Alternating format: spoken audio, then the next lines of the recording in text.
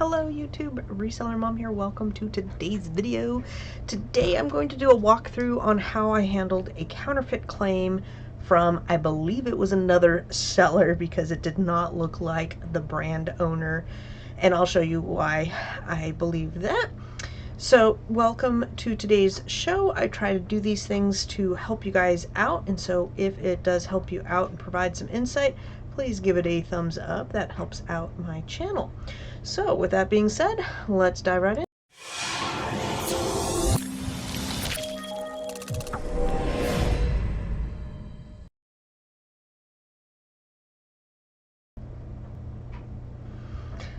You will often get all sorts of claims on your Amazon account, and all of them need to be taken care of and handled in different ways.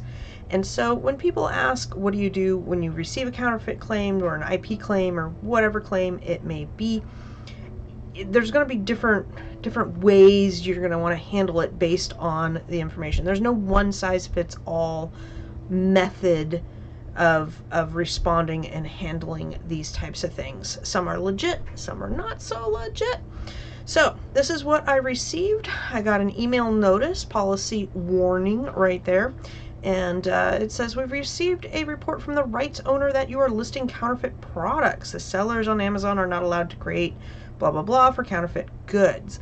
This came in on Wednesday on the 19th, and I had it cleared up by last night.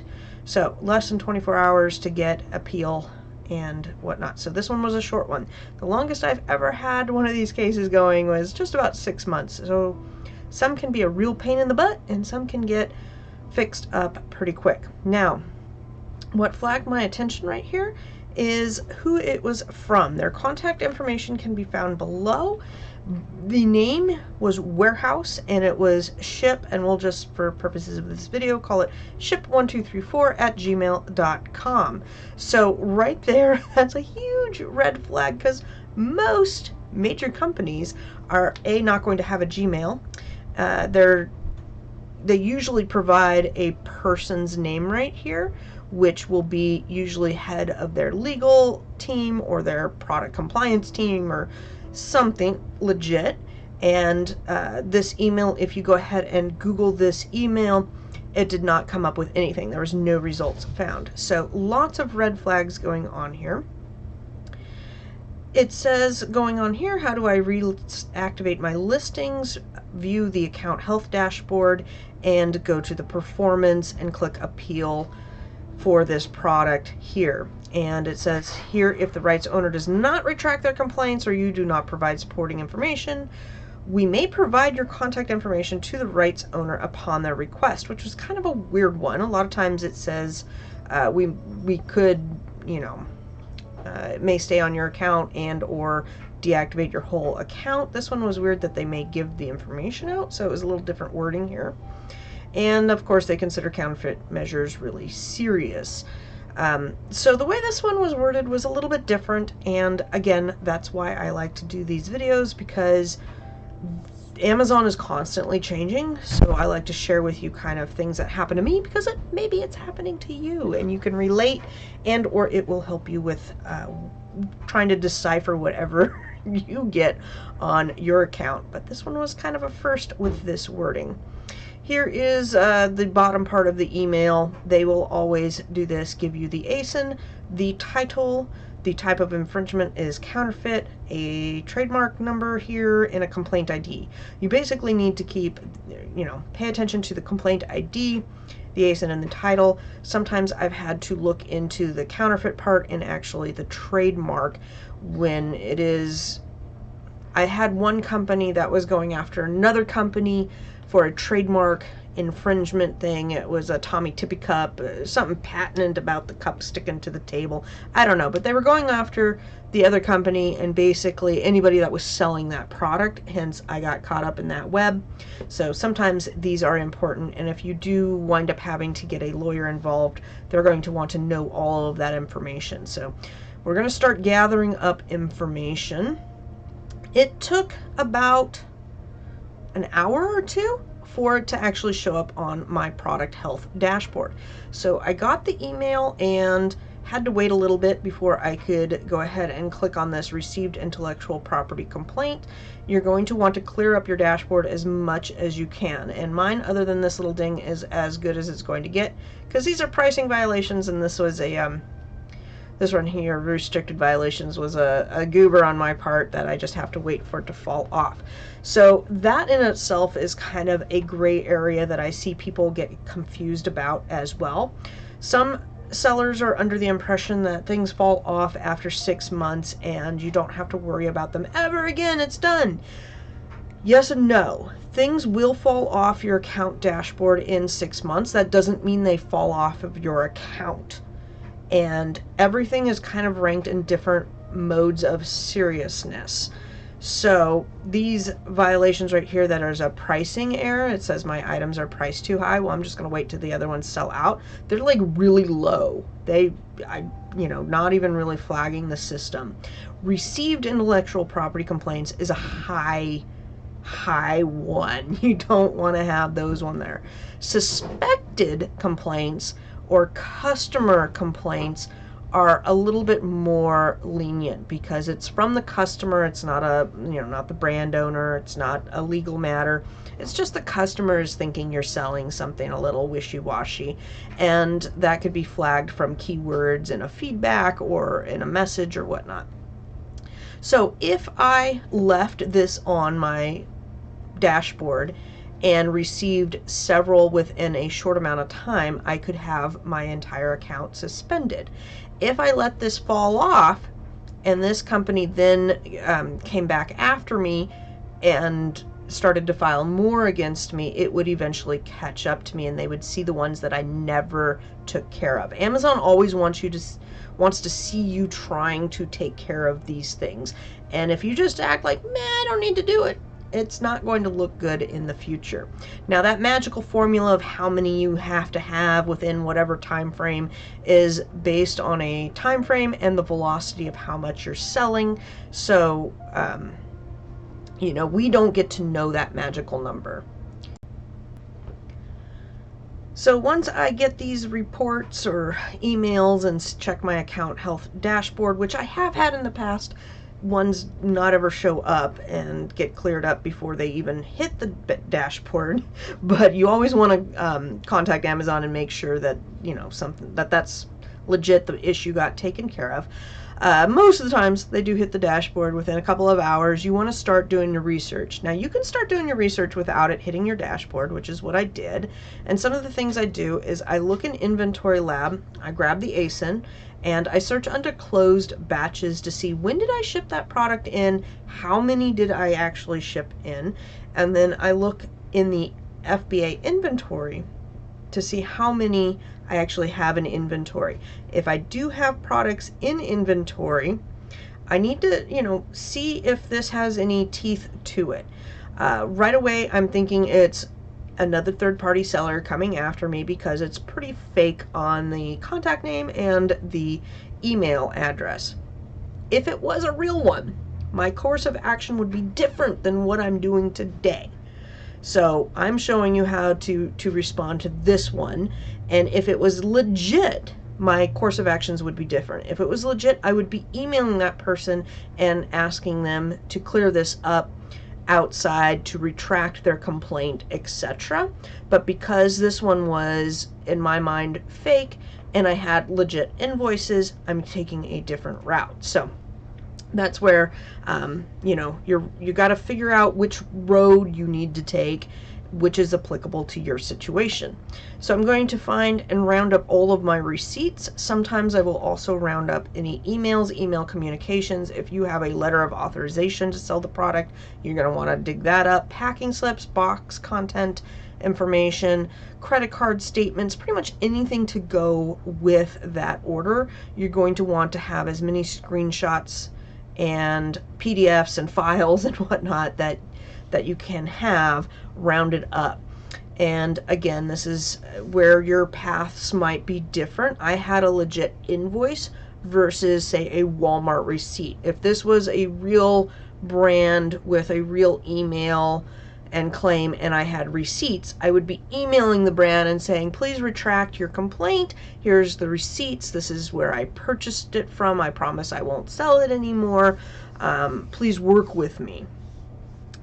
You can try to submit receipts to Amazon, and sometimes it works, sometimes it doesn't. It's, again, going to be a little bit different. You're going to save, well, this is what I do, and I suggest doing, is save all your files as originals, and then when you annotate things to send into Amazon, you're going to save those as a different file.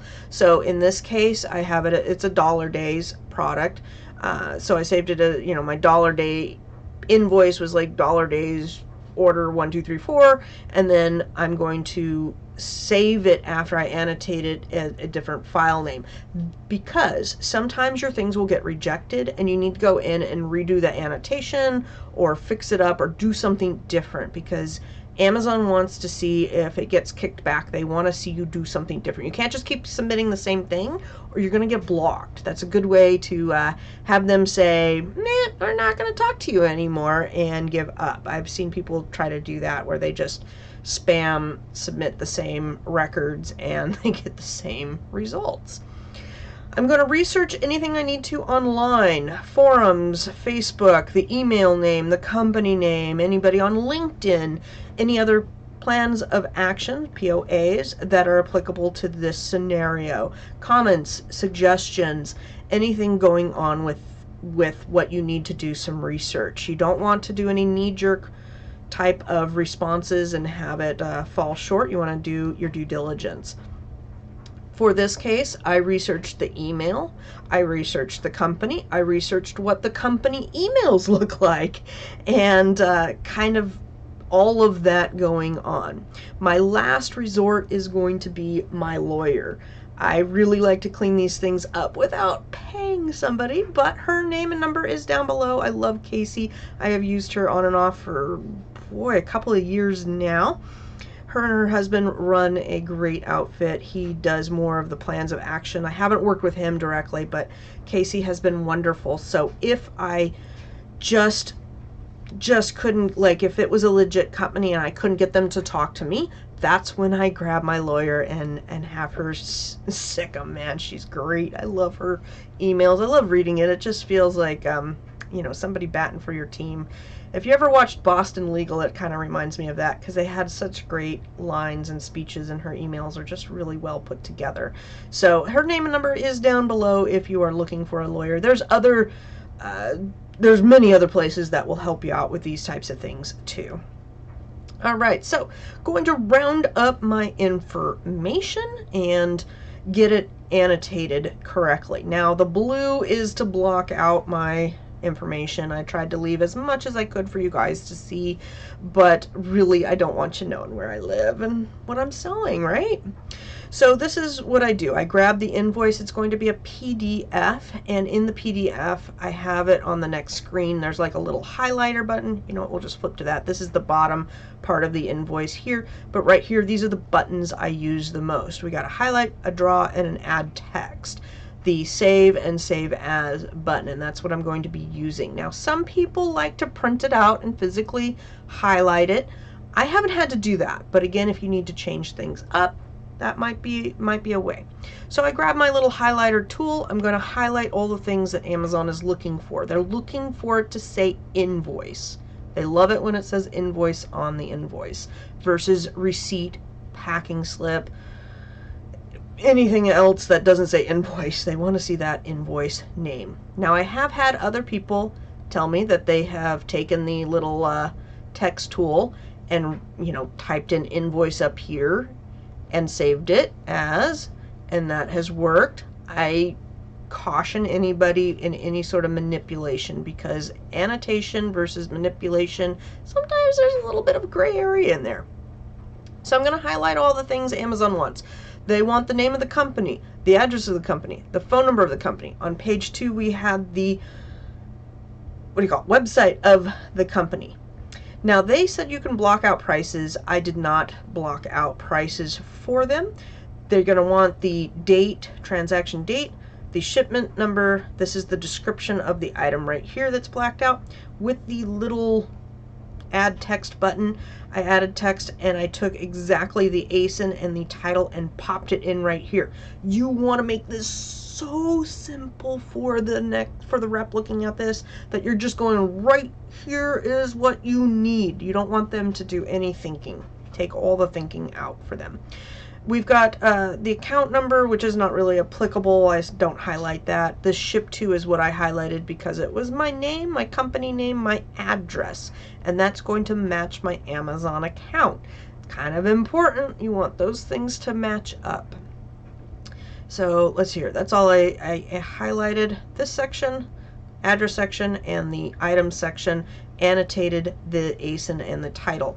If, let's say that this did not have the website, I would annotate the website right here, or maybe the phone number. Sometimes your invoices lack just that one little piece of information that Amazon wants to, they want to check off their boxes, and if it's not there, it's not there. When I do my annotations, I leave it in the blue ink. Again, just to show that like this is an annotation, not an invoice manipulation. Do not ever buy invoices from other people or borrow them or use them. They have some sort of software that will check documents against what they've received to see if anything matches up. So if your buddy Steve, you know, bought the same thing that you did, or you know, bought something to get ungated, and then you're going to use his paperwork and just cross out Steve and put Lucy, don't do that. I've heard bad things about that. Play at your own risk. Okay, so now that I've annotated, I'm going to go ahead and click on that dashboard button to appeal this complaint. There were two options, and I got to finish up this video, guys. I got 2 minutes left till my staff gets here that I need to talk to. There were two options. One was submit a plan of action, or do you think this was an error? Do you think this was wrong? And I'm like, yeah, I do think this was wrong. I think this was very wrong. I'm not going to work on a plan of action. I'm going to try that route first. So I chose that option and wrote something to this effect. I didn't grab my exact verbiage the other day, but I tried to recreate it today. This complaint is an error. The email from the complaint is not the brand owner. Brand XYZ uses the email that ends in xyz.com. Email shipping 123 was not from the brand owner. All items were purchased from a valid distributor. See attached invoice. Thank you, Lucy. Keep it simple, keep it sweet. You don't want to be elaborate. This is not the time to get flowery in your emails. You just want to state the facts and be very precise with what you're stating. That has worked for me over the years. So, not more than I got the thing like, what day are we on? We're on Thursday. I got this sometime last night, and we reviewed your appeal and accepted it. Boom, done, off the account dashboard, nothing else to be said. I thought maybe my response to them was a little on the short side, but it was short and sweet, so I'm like, I don't really have anything else to say. I can't really, you know, make more to say about this topic than I've already said, and was already kind of planning, like, if it gets kicked back, what routes I was going to take, but I didn't have to do it. So this came right off my dashboard. Boom, it's all gone as of today. I screenshotted this not too long ago. Love this thing. If you do have any questions, like if you're super confused, use that call me now button. They are usually very helpful on what you need to do and submit and whatnot. So if this video helped you guys out at all, feel free to like and subscribe, and I hope you have a wonderful day. Take care.